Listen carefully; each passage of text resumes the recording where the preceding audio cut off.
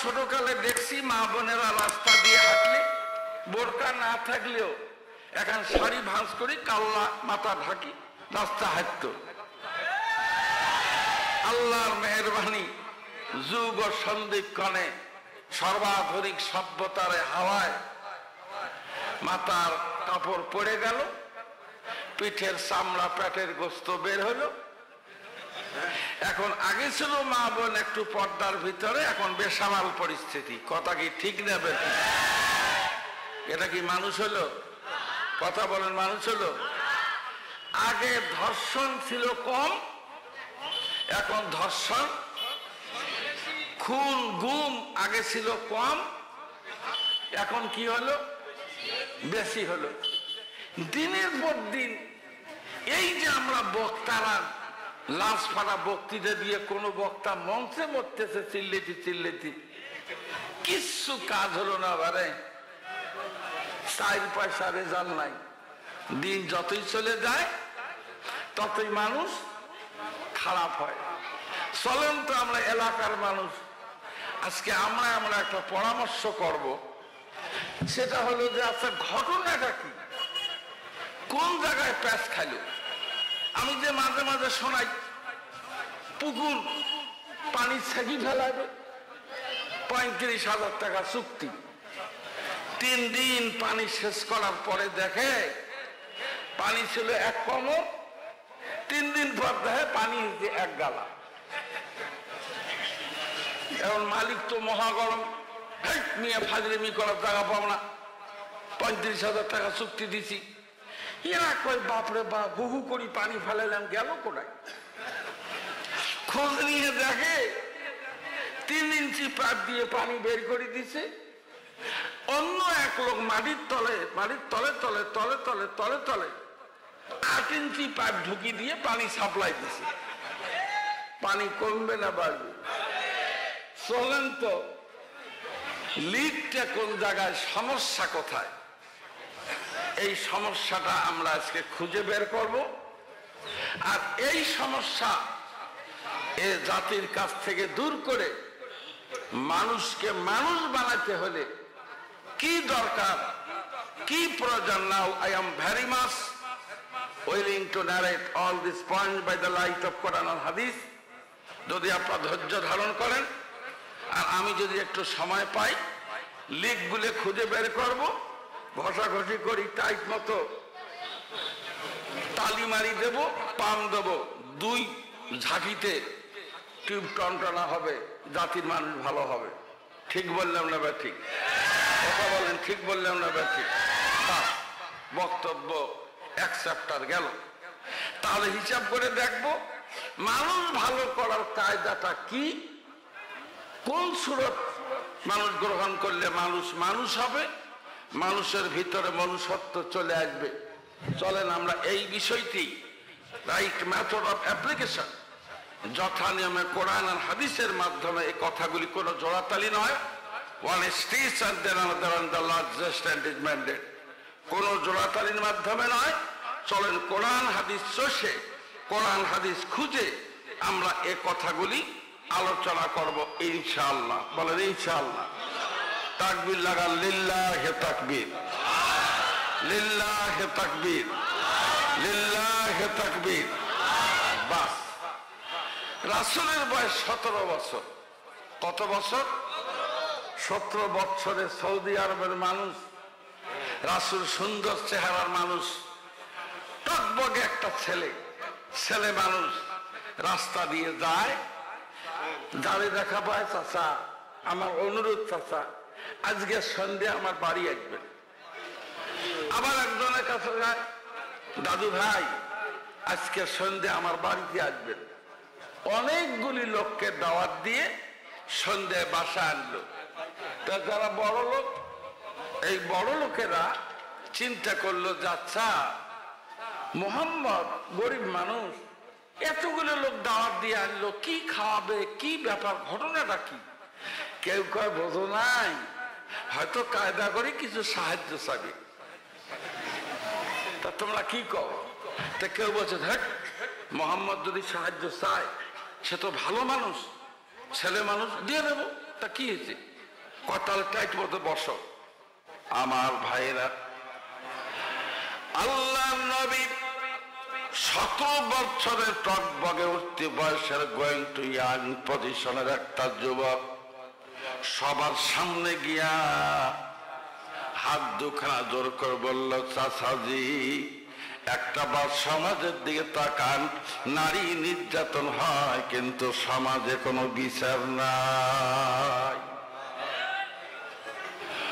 ও দাদু ভাই, সমাজের দিকে তাকান, গরিবের মেয়েকে ধনীর সন্তানেরা ঘর থেকে টেনে হেঁচড়ে বের করে নেয়, ধর্ষণ করে, লাশ বানায় জমিনে ফেলে দেয়, কোনো বিচার হয় না। সুদ ঘুষ, অন্যায় অবিচার, হত্যা লুণ্ঠন ব্যভিচার সমাজের মধ্যে চলছে, কোনো বিচার নাই। মাইট ইজ রাইট, যার মূল্য তার, যে যেমনে পারে তেমনে চলে, সমাজের মধ্যে কোনো শাসন নাই। ও চাচাজি, ও দাদু ভাই, সবাই মিলে যদি আমরা চেষ্টা করে একটা সংগঠন তৈরি করি, সংগঠন তৈরি করার পরে এরই মাধ্যমে মানুষগুলোকে ভালো পথে ডাক দেব, আর ভালো পথে ডাক দিয়া সোনার মক্কার মানুষকে আমরা সোনার মানুষ বানাবো। জোরে কোন সুবহানাল্লাহ। এ প্রস্তাব দিলেন নাম মোহাম্মদ, হি ওয়াজ বর্ন ইন মক্কা।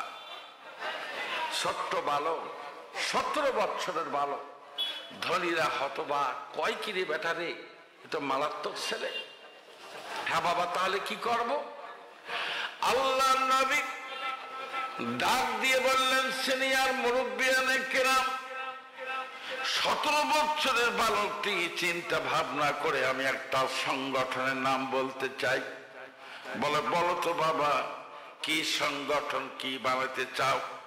বিশ্বনবী এই মানুষটি ছোট্ট ব্যক্তির ঘোষণা করলো, হিলফুল ফজল নামে একটা সংগঠন তৈরি করে 4টি ধারা উপধারা বানিয়ে এটা দিয়ে মানুষগুলোকে, খারাপ মানুষগুলোকে কাছে বেড়ানে ভালো করব, মদ পান করা মানুষের হাতের থেকে মদের বোতল চিরতরে ফেলে দেব।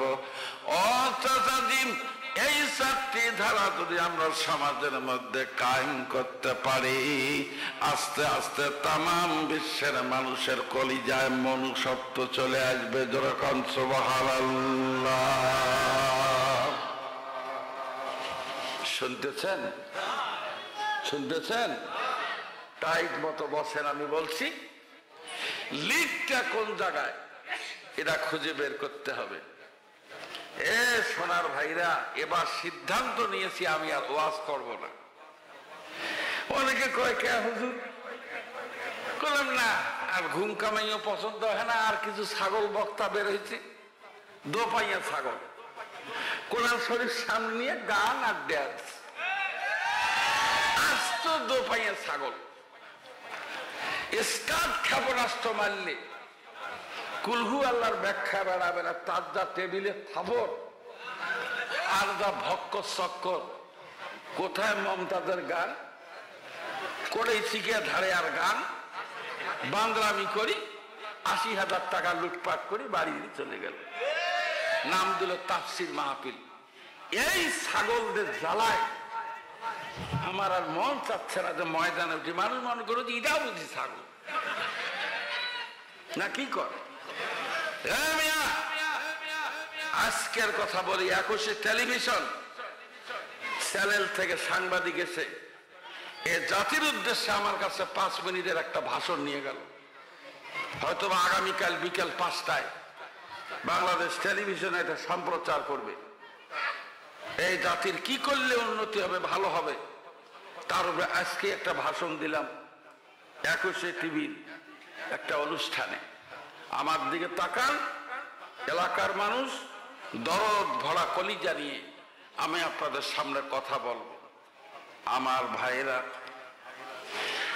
এই জায়গার বৈঠকে যতগুলি মানুষ ছিল সবাই বলল, বাবা মোহাম্মদ, তুমি তো মারাত্মক একটা কথা বললে বাজান রে।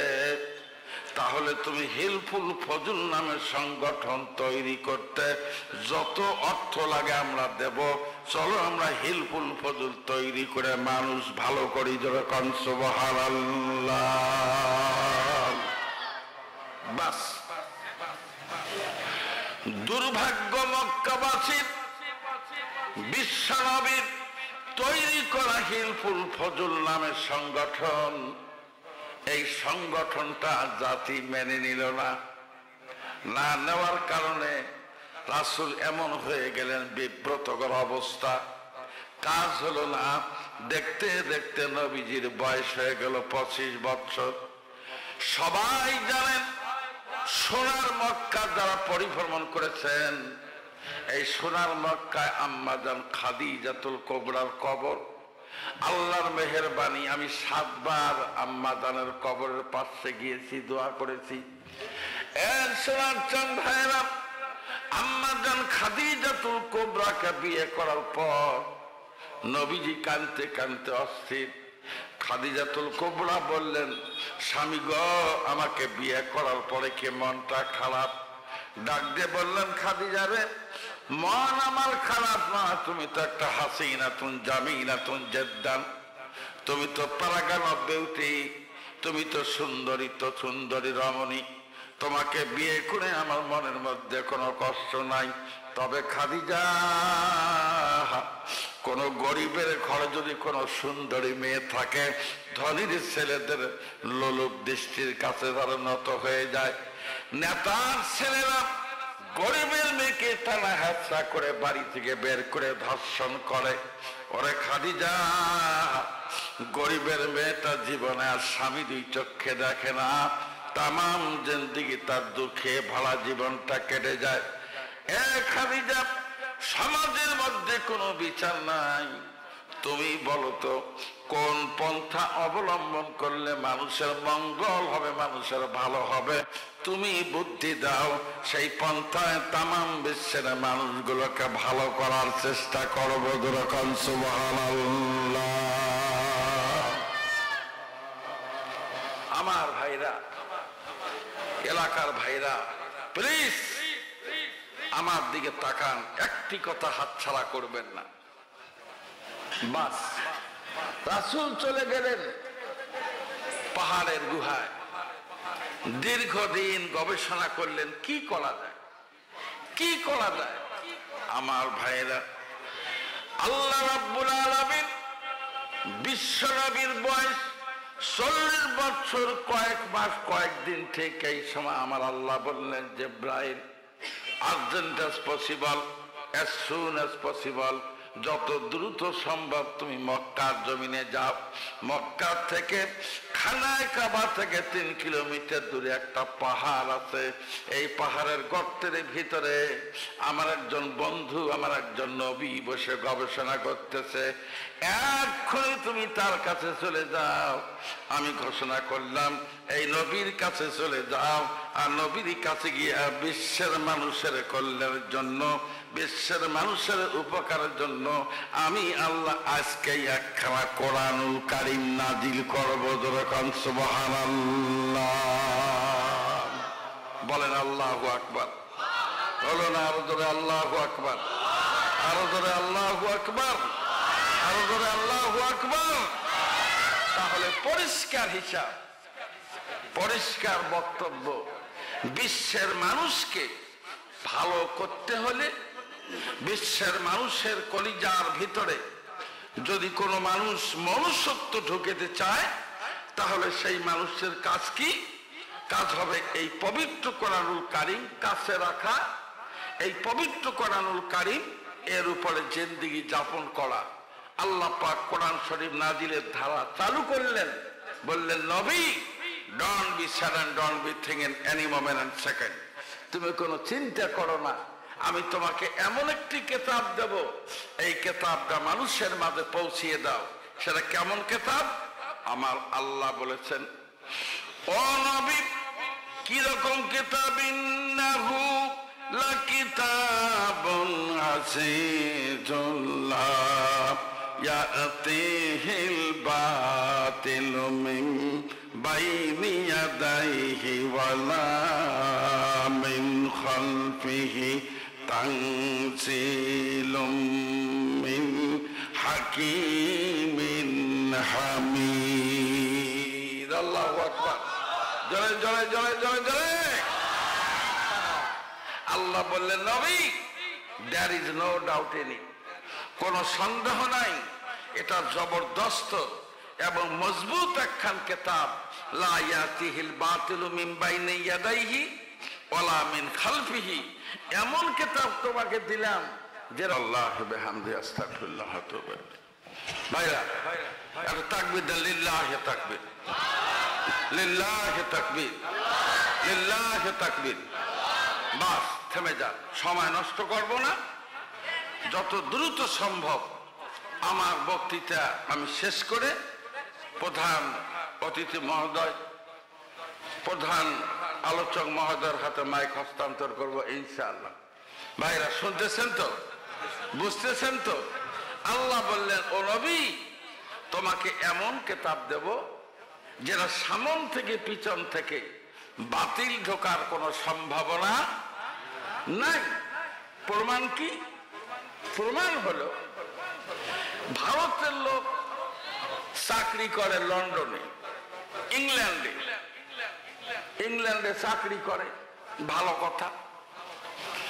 তো এখন ইংল্যান্ডে চাকরি শেষ, উনি চলে আসছেন, ভারতের লোক ভারতেই চলে আসছেন। আমার দিকে তাকান please, I am requesting you for sympathetic consideration.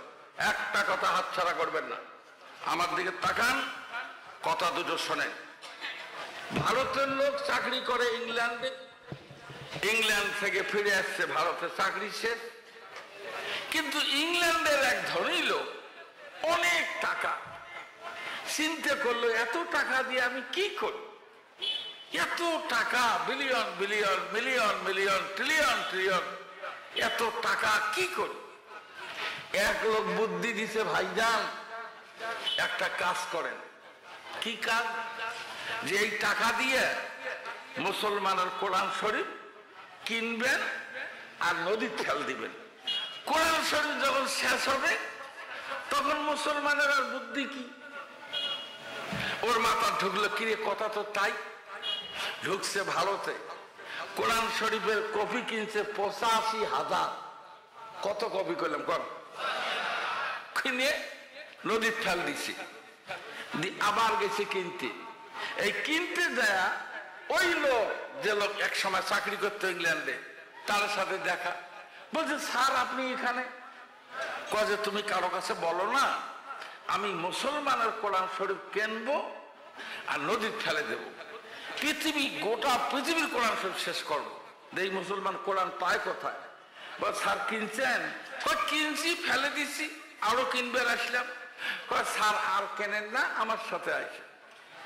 আমার ভাইরা, আল্লাহ রাব্বুল আলামিন প্রায় ১৫০০ বছর আগে পবিত্র কোরআনুল কারিমের মধ্যে বলছেন, নবীজি চিন্তা করো না, এই এমন একটা গ্রন্থ, মহাগ্রন্থ, মহাপবিত্র কিতাব, কিয়ামত পর্যন্ত সামন পিছনে কোনো বাতিল ঢুকবে না। যেরকম সুবহানাল্লাহ। এই গ্যারান্টি কে দিছে? বাবু বসো। কে দিছে? জি, একবার আল্লাহর নাম বললে 12,000 উপকার। সুবহানাল্লাহ। এখন কইছে, স্যার চলেন, one step and then another at the longest walk is indeed. হাঁটি হাঁটি হাঁটি হাঁটি পা পা করে গিয়ে দেখে, আগে আমার এলাকার খেরি ঘর আসিল না, আসিল না, এলা তো নাই। খেরি ঘর, ভাঙা বেড়া, কয়টা সবার কোরআন শরীফ পড়বেন কি একই এইরকম ইজাজ সভা ফাতারাত ওয়াইজাল কাওয়াত এবং তাছাড়া হাবিজি মাসক পড়া জানেন না, খালি কাল্লা ঝোকার পরে।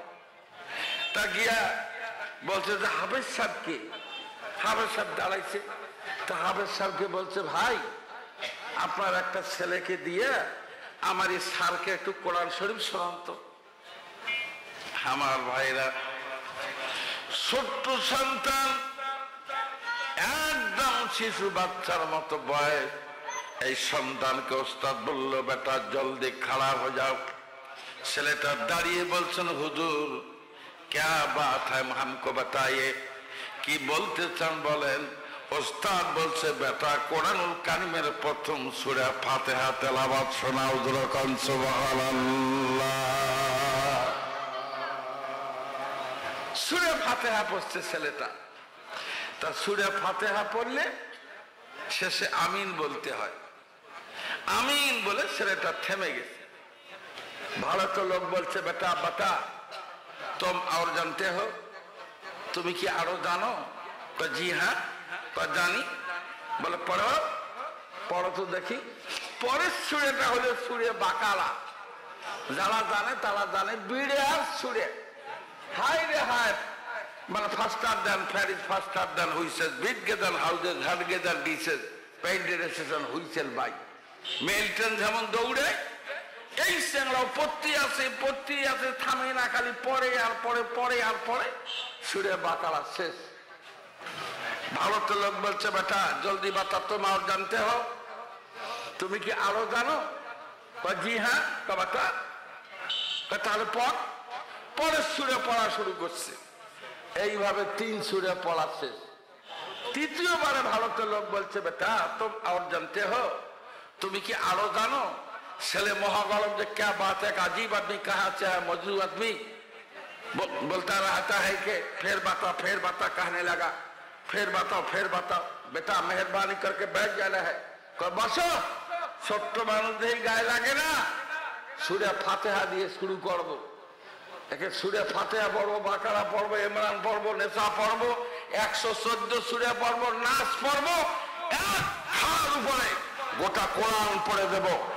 এক জায়গায় লোকমা দিতে হবে না। সুবহানাল্লাহ, সুবহানাল্লাহ, সুবহান। আমার ভাইরা চলেন সামনের দিকে যাই। মহান আল্লাহ তার নবীজিকে ডাক দিয়ে বললেন, নবীজি আমি তোমাকে এমন একখান গ্রন্থ দিলাম, সে গ্রন্থের একটা কথা তোমাকে জানাই। সে কথাটি কি? কোরআনুল কারিমের ভাষা। আমার আল্লাহ বলেছেন, নবী গো, আল্লাহু ইয়াদউ ইলাল জান্নাতি ওয়াল মাগফিরাতি বিইযনিহি ওয়া ইউবাইয়িনু আয়াতিহি লিন-নাসি লাআল্লাহুম ইয়াতাযাক্কারুন। আল্লাহ জোরে জোরে জোরে জোরে জোরে বলেন, নবী যে কিতাব দিলাম, মানুষকে আমি 2টি জিনিসের দিকে ডাক দিলাম এই কিতাবের মাধ্যমে। শুনতেছেন? বুঝতেছেন? জি। গল্প করতেছি? বাজে গল্প করার বয়সও নাই, আর আপনাদেরও শোনার টাইম নেই। ফালতু কথা বলে লাভ কি? আল্লাহ বলছেন, নবী 2টা জিনিসের দিকে ডাক দিলাম। একটা হলো আমার বান্দারা ওরা যেন জান্নাতের দিকে আসে। সুবহানাল্লাহ, সুবহানাল্লাহ, সুবহানাল্লাহ। দ্বিতীয় নম্বর ডাক, ওদের জীবনে কত গুনাহ আছে, ওরা মাফ চাক, আমি মাফ করে দেব। আরো জোরে, আরো জোরে। আল্লাহর ডাক, আমি গুনাহ মাফ করব, জান্নাত দেব। এবার বলেন তো, আল্লাহ যদি কাউকে মাফ করে দেয়, এমন কোন দেশের প্রেসিডেন্ট আছে যে আল্লাহর বিরুদ্ধে মামলা করে? আছে? জাতিসংঘের মহাসচিব পারবে? নরেন্দ্র মোদী? 14 গোষ্ঠী? জিনা। Nobody can challenge. কেউ চ্যালেঞ্জ করতে পারবে না। পারবে কি? পারবে না। শোনা বন্ধুরা, ভালো করে শোনেন। আল্লাহ বলেন, এই 2টা জিনিসের ডাক আমি কোরআনের মাধ্যমে দিলাম। এখন ব্যাপারটা কি দাঁড়ালো? ব্যাপার দাঁড়ালো সবাই গেল না কি? ভিড় কয়টা পর্যন্ত না? নয়, তার আগে তো বলে শেষ করা নেই। আরে থামে থাম, মানে আরো একজন হুজুর আছে তো, এই জন্য একটু বেকার না। এবার শোনেন তা মানুষ। জি হুজুর, তাড়াতাড়ি এসেছেন হুজুর, পারবে দেবড়ে বাজি যাবে। আর এক যন্ত্রণা, মানে আমি কয়টা পর্যন্ত বলবো? 10:15। বেশ, সংক্ষেপ কথা শোনেন তো। জি, তাহলে আলহামদুলিল্লাহ বলে, আলহামদুলিল্লাহ বলে। এখন ঘটনা কি? এই কোরআনের ডাক আসলো দুইটা দিকে, একটা হলো গুনাহ মাফ, আর একটা হলো জান্নাতের সিট নাম্বার লাভ। আলহামদুলিল্লাহ, আলহামদুলিল্লাহ। এ ভাইরা শোনেন, যত কথাই কলিজার ভিতরে আছে বলার পরিবেশ নাই, বলার পরিবেশ নাই, আর আপনাদেরও শোনার তেমন কোনো পরিবেশ নাই। বোঝেন তো, কায়দা বেকায়দা তো সবার আছে নাকি কর? জি, এখন সামনের দিকে চলে। এখন আল্লাহর নবী কোরআন শরীফ পেয়ে গেলেন। আমার ভাইয়েরা, সোনার মক্কায় নবীজির জন্ম। বিশ্ব বরেণ্য একজন দার্শনিক জর্জ বার্নার্ড শ, তিনি বিশ্ব নবী সম্পর্কে স্টাডি করে একটা মানুষকে কথা শোনালেন। If all the world was united under one leader, then Muhammad sallallahu alaihi wasallam would have been the best fitted man to lead the people's various keys, dogmas, ideas to peace and happiness. তাম পৃথিবীর নাম করা দার্শনিক George Bernard Shaw বললেন, মোহাম্মদের উপরে যে কেতাব অবতীর্ণ হয়েছে, মোহাম্মদ যদি এই কেতাব নিয়ে থাকে, তাম বিশ্বের সমস্ত মানুষের শাসনের দায়িত্ব যদি তার কাছে দেওয়া যায়, জাতি ধর্ম বর্ণ মানুষগুলো তার আন্ডারে আসলে তারা সুখী হবে। যেরকম সুবহানাল্লাহ, সুখ পাবে। কিন্তু এই ভালো মানুষটা থাকতে পারল না মক্কায়, জানেন তো? জানেন না? তা কথা না বলে হয়, খেদায় দিল, খেদাও, ভাগাও, মক্কার থেকে তাড়াও। আল্লাহর নবী মক্কা যেদিন ত্যাগ করেন, এই মক্কার পথ দিয়ে যায়, আল্লাহর নবীর দু চোখ বেয়ে পানি জমিনের মধ্যে পড়ে। আহারে মক্কা, এই জমিনে জন্মগ্রহণ করলাম, এই জনপদের মানুষকে শাসন করব, মানুষকে সেবা দেব। দুর্ভাগ্য আমার, এলাকার মানুষেরা আমাকে দুরু দুরু করে তাড়িয়ে দিল। কাঁদতে কাঁদতে রাসূল যখন সোনার মদিনায় গেলেন, বিরাট লম্বা কাহিনী, কয়টা বলবো। আল্লাহ নবী মসজিদে নববী সোনার মদিনার মসজিদের মধ্যে একটা ভাষণ দিলেন। আসরের নামাজ হয়ে গেল, আল্লাহ নবী ঘোষণা করলেন, সাহাবায়ে কেরাম রে, অনতি বিলম্বে একটা যুদ্ধ হবে, এই যুদ্ধের জন্য তোমরা সৈনিক সংগ্রহ করো, কিন্তু সৈনিকের বয়স 15 বছরের নিচে যেন না হয়, 15 বছর থেকে উপরের দিকের ছেলেপেলের নাম নাও। আর এই যুদ্ধের মধ্যে কোনো মহিলা আমি গ্রহণ করব না, তোমরা পুরুষ সৈনিক জোগাড় করো, আর সাধ্য মতো যুদ্ধের জন্য তোমরা সাহায্য করো, কোরআনের জন্য সাহায্য করো, দ্বীনের জন্য সাহায্য করো। যেরকম সুবহানাল্লাহ। জি, ভাষণ দিলেন কে? মদিনাওয়ালা, কামলিওয়ালা বিশ্বনবী মুহাম্মদুর রাসূলুল্লাহ সাল্লাল্লাহু আলাইহি ওয়াসাল্লাম। নাম মুহাম্মদ, হি ওয়াজ বর্ন ইন মক্কা। লোকটা মক্কায় জন্মেছেন, ইনি ঘোষণা দিলেন, লোক জোগাড় করো। এলাকার ভাইয়েরা, এই ঘোষণা মদিনার চতুর্পার্শ্বে যখন ছড়িয়ে ছিটিয়ে পড়ল, সেই সময় একজন মহিলা মানুষ রাতের বেলা মহিলা শাড়ির আঁচল 2 হাত দিয়ে ধরে নিয়ে চোখের মুখে